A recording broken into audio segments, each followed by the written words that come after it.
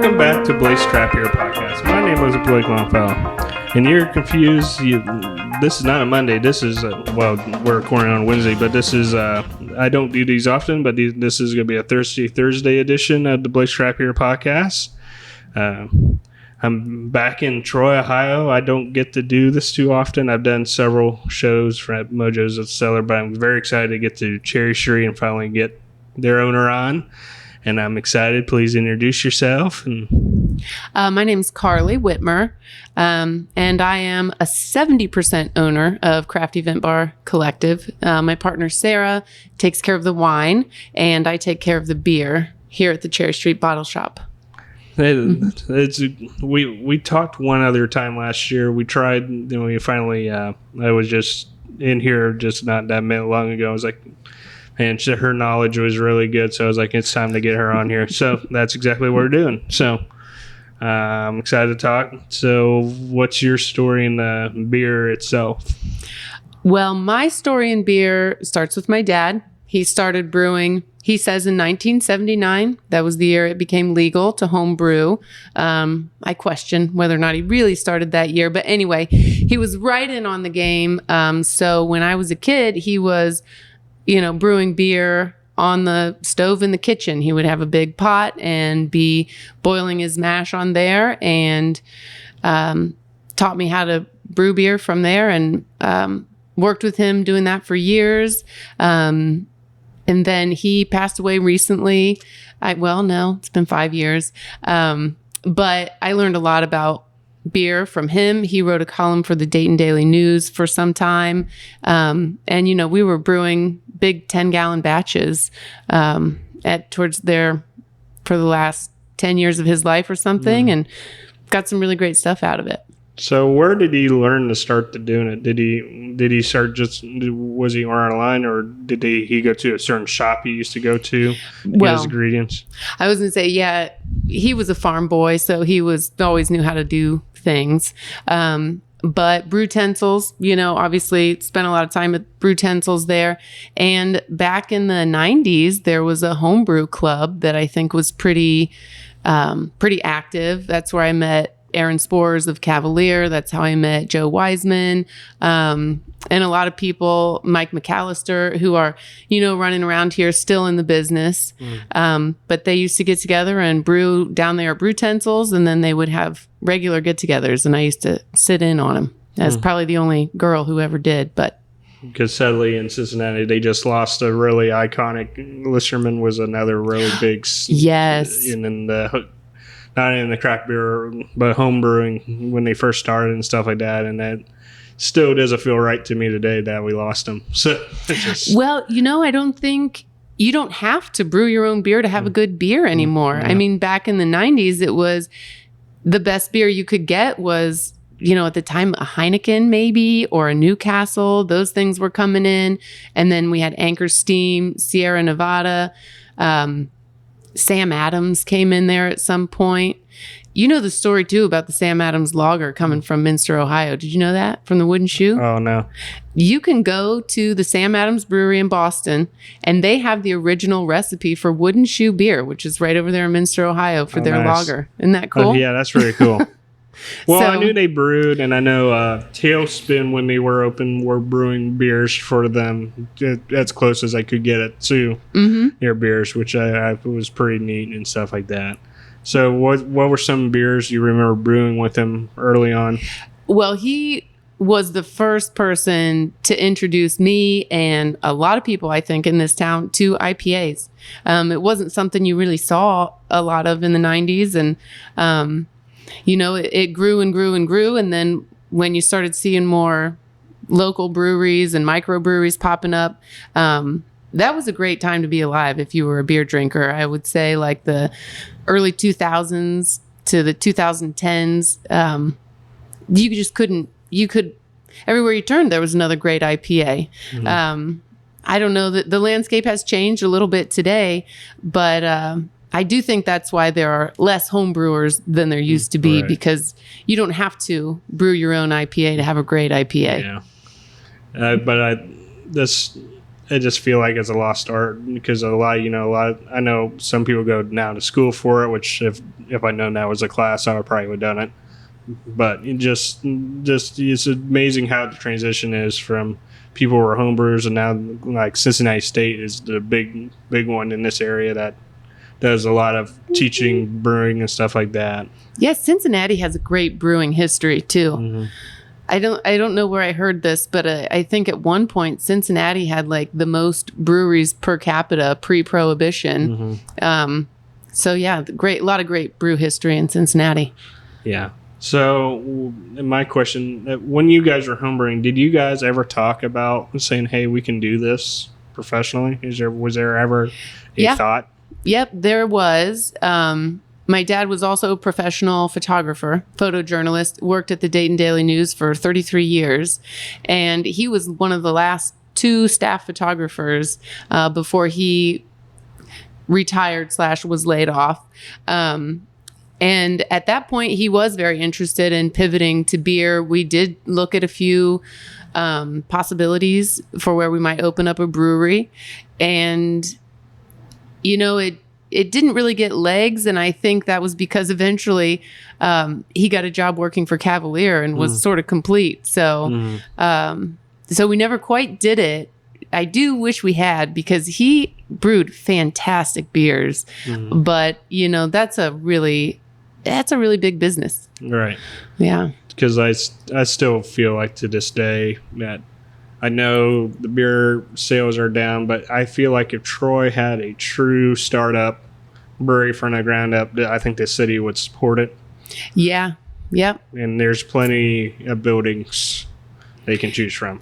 Yeah, it's so true. In fact, we were just talking. I just recently got a new house. Now I have outdoor space, and he has a big brew sculpture, with the propane and the coils and the big kegs. And I thought, I could really get that thing back out. He's got over 120 recipes for beer. I probably helped brew maybe 10 of those in the time I spent brewing with him. But I always play around with the idea of trying to brew them. But in terms of trying to run a brewery, that's a big haul, Yeah. Yeah. So how did the idea of your my now get started? So the business we do now is really predicated on the events that we do. So my background in this business generally is really as a bartender. And I got into that because my beer knowledge was pretty complete when I was 21. So I slid right behind the bar. And that's what I did for years. I did it through my undergraduate and graduate degrees. And then I started bartending private events. Just when I thought I was done bartending, I started getting into private events and loved it. And then that business just kind of organically grew. We added on more things, such as event planning. And then I now mostly am a wedding DJ. But we wanted to be able to offer beer and wine for our event clients for their weddings. And so we needed a brick and mortar establishment to get the liquor permits. We also needed a commercial kitchen. So this space was the answer to that, to allow us to offer these things to our clients. And, we really came into it thinking that we would just be a carry-out bottle shop and that we would do service for our events. But we couldn't get carry-out permits. So we wound up with on-premise permits really at the very last moment, once everything had already been built out. So we've been just kind of pivoting and following the market and what people want from us being in downtown Troy, which is not what we expected, but honestly, it's way more fun. Mm-hmm. What's some, because this is like a new area because I'm excited to talk about it. So what is an event bar? So we really market ourselves to venues. There's a lot of beautiful venues in Ohio, and we go to those venues and we provide bar service. So full setup. We can provide cocktail mixers that we make here in our kitchen. We have a partnership with Hainer Distilling so that we're able to sell our bottled cocktails, and we basically bring the whole bar, and our clients pay us to go there, set it up, provide the service, and tear it down at the end of the night. So I'm assuming you do a lot of weddings. Tons of weddings. Yep. I'm assuming you've probably been busy all year, but is there a certain season that's more busier than others? Oh yeah, September and October. And I mean, it's so much busier than others. It's starting to level out a little now, but it was 50% of our revenue was made in September and October. That's crazy. With football season coming around in September and October, you would think they'd try to do it earlier. But well, the weather's so good. Yeah, I know. And there's a lot of outdoor venues. And so we do a lot. We do a ton. People love getting married at that time of year. Yeah. So what made you want to do an event bar? Well, like I said, I had been bartending for a long time. The last bar job that I'd really held before I got into event bartending was at a bar called Slancha in Fells Point, Baltimore. And I want to say I decided to get out of that business after the World Cup. I bartended through a World Cup. It's like one of the top 10 soccer bars in the country. I think ESPN was in there, So it was a very, very intense work environment. And I'd already had my kid by that time. And once I left, I was like, once that was over, I said, I'm taking my money and running. Like, I'm out. I think I'm going to head back to Ohio and get a real job. And sort of thought I was just going to hang up my bar towel, so to speak. But then, my mother opened an event venue and she needed a reliable bartender. And that turned out to be me. So I started doing that. I realized that it was way more my speed. I had better control over my hours. I didn't have to deal with rowdy crowds. And you're seeing people for what is for most people one of the best days of their lives. Everyone's really happy. And it just kind of, as a human being, it kind of filled me up. So I just love it. I love being at weddings. That's my favorite part of what I do. And how did you pick this location? And I know you have also got a speakeasy down there. So just describe, like, people that have never been in here before, what they expect when you come in here and stuff like that. So we have, like I said, we started off thinking we'd be more of a carry out, but we have really transitioned to more of a bar. It doesn't feel like a bar though. I mean, you come in here and you look around, it does still kind of feel like a bottle shop, but there are a lot of little seating areas. Because we found out that when people come to this bottle shop, and we're in downtown Troy on the square, it's a very walking friendly, it's a Dora district. And we realized that people really wanted more seating. In fact, I think that was one of the first Google reviews we got. They said, love everything about it, wish there was more seating. So we've put more seating in upstairs. So now we're open Wednesday, Thursday, Friday, Saturday. This is the upstairs. Okay, I'm sorry. I thought you went a narrow layer high now. The main bottle shop is this part up here. And then downstairs, that was originally conceived to be a cocktail kitchen only. And that was to provide the mixers and the cocktails and the garnishes for the events. And we have a large space. We thought that would be more of a consultation area for event clients. And it is. But once we had our on-premise permits, we realized this could be a cocktail lounge. So we started out by opening it up for special events only. We did the Tall James nights. We did Andy Kemmer. We did some wine tastings, some beer tastings. And then once we found our new mixologist, Shelby, she agreed to work every Friday and Saturday where she was not going to be at an event.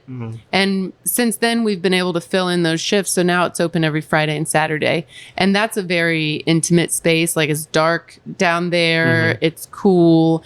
And the lights are very low, so it's an intimate spot, and no one can see you. There's no windows. It's sort of like a little bit of a world apart, which is the best place to have a cocktail. Which is something pretty unique for Troy, because I don't think they've ever really had something like that. Yeah, we say we're the only underground bar in Troy that we know of. I know Craft and Cured has that little bottom part, but that's right. But just being like, it's you're like drinking in someone's old basement. That's awesome. Yeah, it's a fun space, and Crafted and Cured is such a gem, like such a great architectural gem. But it's big and it's open and it's loud, and honestly love everything about Crafted and Cured. Yeah. And we share a lot of clients with them, or a lot of customers. People go back and forth from here to there because we have great cocktails, and so do they. So if you're drinking in downtown Troy and you want a great cocktail, it's like probably one of these two spots.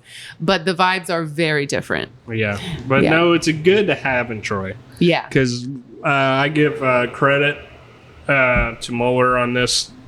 When Mueller first came in, then afterwards, it was like a shift happened in Troy that because you had all your other OGs in town, which are all great, but it just felt like the same thing no matter where you went. Yeah. But when the Mueller came in, it like broke the mold, and okay, Troy can have some classier stuff. That's not, so not funny. Not that. Not everyone's not classy, but it just felt like a difference. It totally was. And I used to say, I was like, I'm kind of disappointed by the fact that every place in Troy has like a country club lunch menu, which was, I was joking, but it was true, like it was a very similar kind of American fare. It seemed like everywhere you went.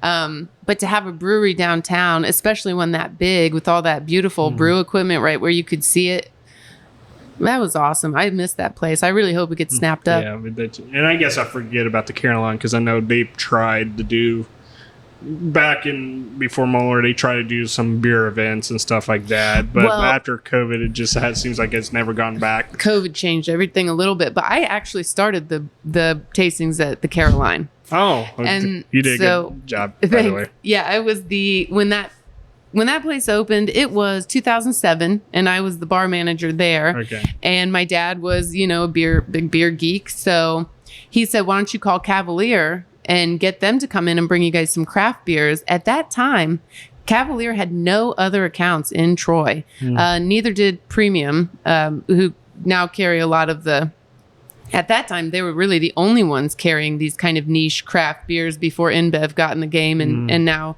Heidelberg and Bombright have a lot of them as well. But at that time, it was pretty much just Cavalier or Premium.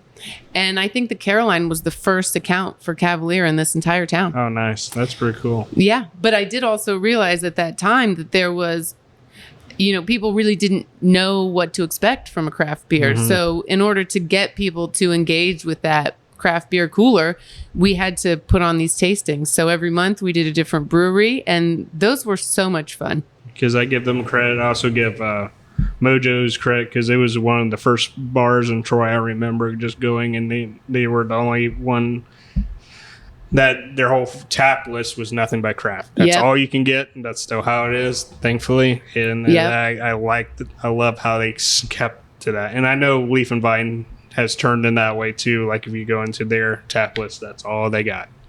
Which it's been a very cool transition into that. Yeah, I agree. I love Mojo's too. Every time I go in there, they have something new, and I go in usually once a week. So that's impressive. I don't know if he ever did on tap, but it was like I kept getting good numbers there because they always had something new. So it's like, and if you've never heard of Untap, it's like a Pokemon Go, but it's for adults. I have heard of it, but I don't think I've ever used it. It's good and bad. It has its good things. It has its bad things. So, have you ever thought about putting drafts in? I know. Yes. Yes, we have thought about putting in draft. It's still potentially on the agenda, but it requires us to put in another 6 sinks up here.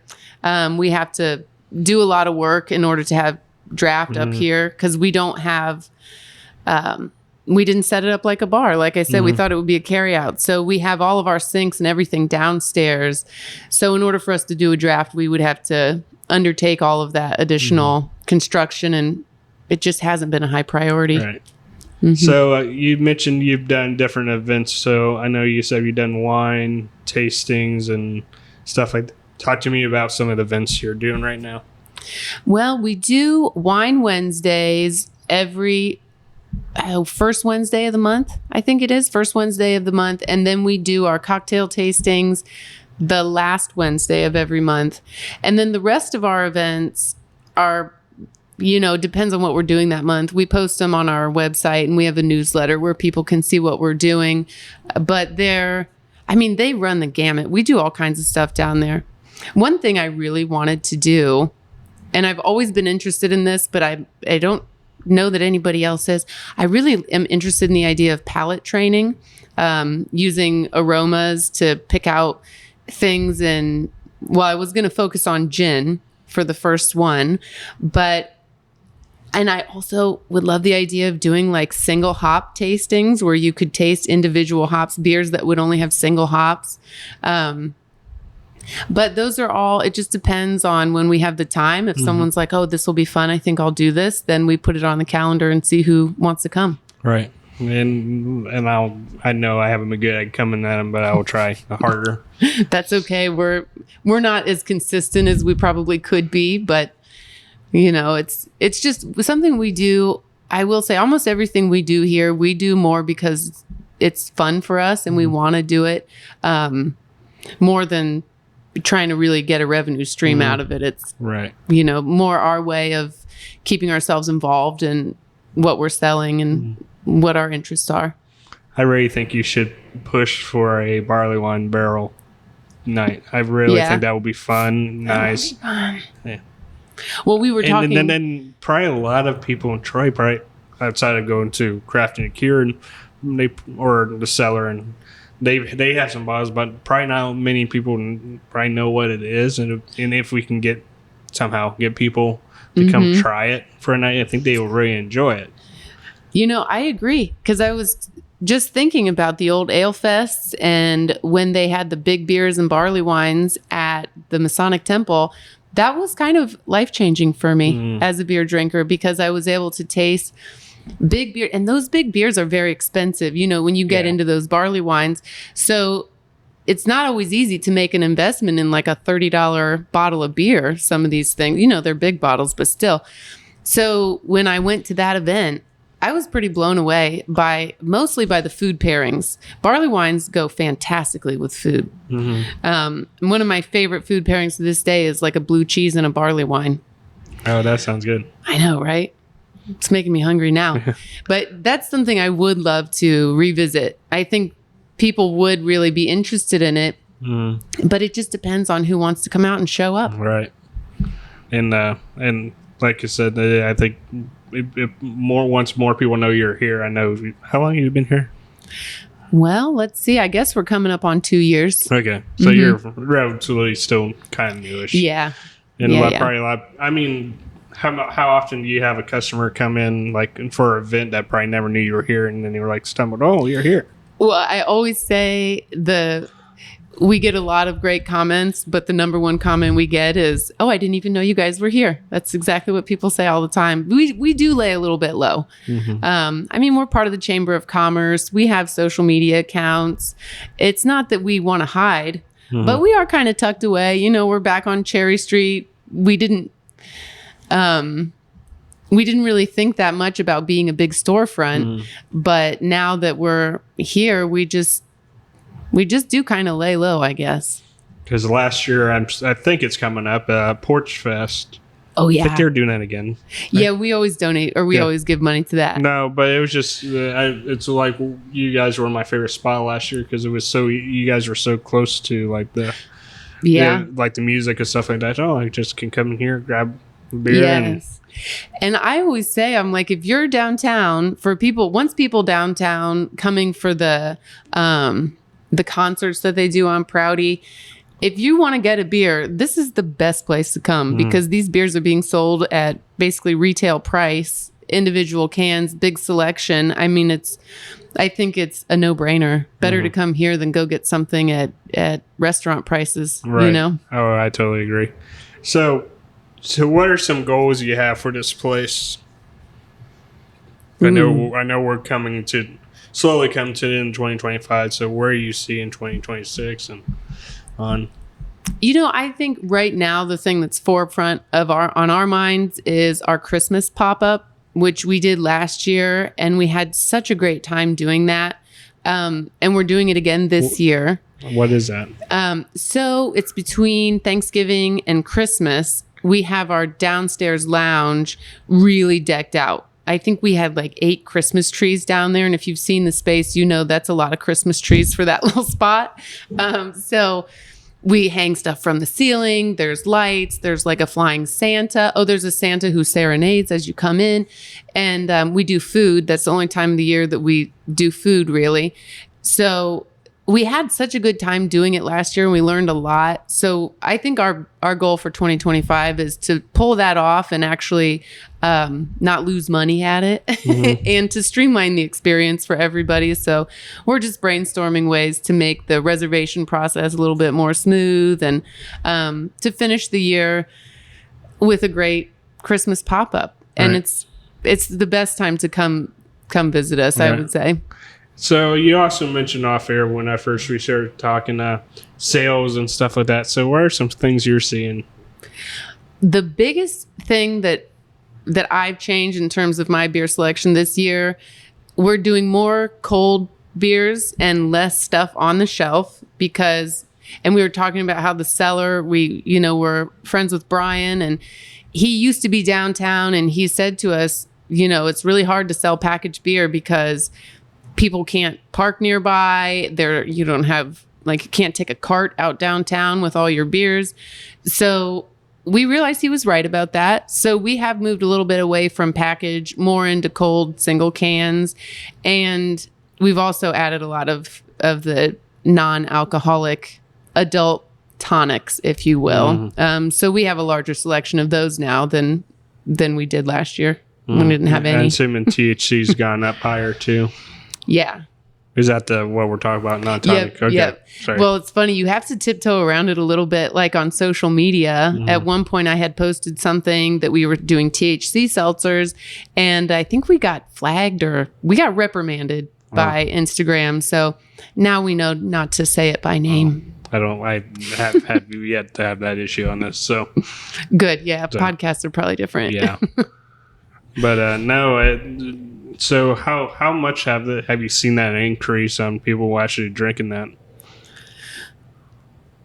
Well, because do you see at weddings too, like your wedding events? No, actually we don't. Nobody's ever requested THC for a wedding. We have had people come in here and ask us to do a THC tasting. I've been a little bit reticent to do that just because I'm not that familiar with the THC drinks, and I don't want anyone to come in and have a bad experience. So I'm sort of waiting to get a little more familiarity with them before I understand what's an appropriate amount to serve at a tasting. I'm sure eventually when we have some laws on it, that'll probably help you out a little more too. On what can I do? Yeah, I just hope the law isn't you can't sell it. Right. But I'm hoping, because we are a 21 and up establishment, we do have liquor permits. I'm hoping they'll allow us to continue to sell the THC, but that's yet to be seen. It's not everybody's cup of tea. No. So, and do you have a huge sale a non-alcoholic too? Not much. We do those Sadrada. We do a lot of non-alcoholic mixers, but it's not a big portion of our sales. No. People come here to drink. Okay. Yeah. That's good. Drink booze. Yeah. But I mean, do it appropriately, but it's good to see. What you made me, you said your sales were kind of in the same line as wine, which you've heard, wine's been a little bit down too. So, I wonder what's just going on. I mean, well, I'm a big fan of the Wall Street Journal. I usually read that every day. And it was just recently I read that the share of beer sales in terms of overall, I guess, consumption of alcoholic beverages has dropped significantly. From something like 56% of people used to say that their number one drink was beer, that they usually would drink beer. I think now that's down into 30-some%. Wow. Which is about where wine is. So, I guess I'm the 30% here. I mean, I still love a good beer. I just think, but I also think alcohol just goes through flows. It really does. I mean, if you look, like when you said your dad in the 70s, that's when beer really started taking off again. Then because even bourbon, I know you don't sell bourbon, but bourbon's gone through flows too, where it goes highs and lows. I think we're just going through a low, and eventually it will come back up. Yeah. That's what I think too. And I do think, there's more coming out about the health dangers of drinking alcohol. So I think people are a little bit more mindful of that, which is not a bad thing. No. But my feeling has always been, and I've been in this business for a long time, not to age myself too much, but a lot of people in my generation who stayed in this industry for a long time did wind up having problems where they needed to be out of the industry. It was too much to be around it all the time. The drinking can get out of hand. My philosophy has always been, and my father's always was, he always instilled this in me: if you're going to have a drink, make it a really good one. Mm-hmm. Don't make it a lot. Make it the best one you can get, And I think, in your early 20s, you're like, yeah, right. And then, then you learn real quick, and then, okay. Yeah. And I think I'm good at, I still have some bad times sometimes, but most of the part, I think I'm mellowed really out. Same. But I think I mellowed out quicker than others just because with, in craft beer, you got kind of watch on some of those. Oh, yeah. You got to be very aware of your ABV. Mm-hmm. That's so true. Which I'm kind of happy some of the craft breweries are coming out with like easy drinking lagers have really rose. Oh, yeah. In popularity. Most of the local craft breweries you see around here, it's nice to be able to go there. And I never would imagine myself drinking lagers, but I am. Really? Well, when you're in the craft beer, lagers don't taste like anything, which normally you eventually found out, okay, that's wasn't all the way right. But one of my favorite, and we have right now a beer from, it's called the Anti-IPA is having a moment, and it's a lager. I think it's from Evil Twin. I should probably check before I say that out loud. But in any case, I do think that there was a bit of a backlash to the IPAs, and I myself went through it as well because they are big beers. And if you want to sit down and have a session, drink for a while, those lagers start to look pretty good. And one of my favorite tastings that I ever did here was we did a classic, I think this was around Oktoberfest. I took classic brews from some of the oldest breweries in the world. We had, Bitburger, the Gaffel Kolsch. We had the 1883, which is a French lager. A handful of old world beers. They were Pilsners, lagers, Kolsch, I think all of them, and compared them to the domestic macro brews that we have now, which are really based on those. And that was an eye-opening experience, really. But what did you find? I'm just curious. Well, these old German beers are really great. And I shouldn't say just German. One of them was French, and we had some Belgians in there too to compare with like a Blue Moon. But they do have a different kind of depth of flavor. And, the mash and some of these macro brews, they've got some rice and that sort of stuff in there. And you can tell they've really been filtered to a degree that none of those older beers quite were. So it was kind of eye-opening to see that there is flavor to those beers, but more so if you go to those old world versions, to use a wine phrase. Yeah. So I'm a big fan of a Kolsch. But it has to be the Gaffel Kolsch, pretty much. I love a good Kolsch. Yeah. On a summer day. Yeah. Now we're getting into slowly getting it. Some places gone fully into Oktoberfest. Do you see yourself trying to bring some Oktoberfest in? And I'm sure we will. In fact, I should that's probably another event you could probably do too. A little Oktoberfest. Yeah. Last year, I did do an Oktoberfest tasting, and I remember my Instagram post had that song in the background that was like, beer, beer, beer, beer, something like that. But we did a bunch of just old German breweries. Weihenstephan was a big one. What else do we have? Oh, I know Bitburger was a part of it. Might have had some Budvar.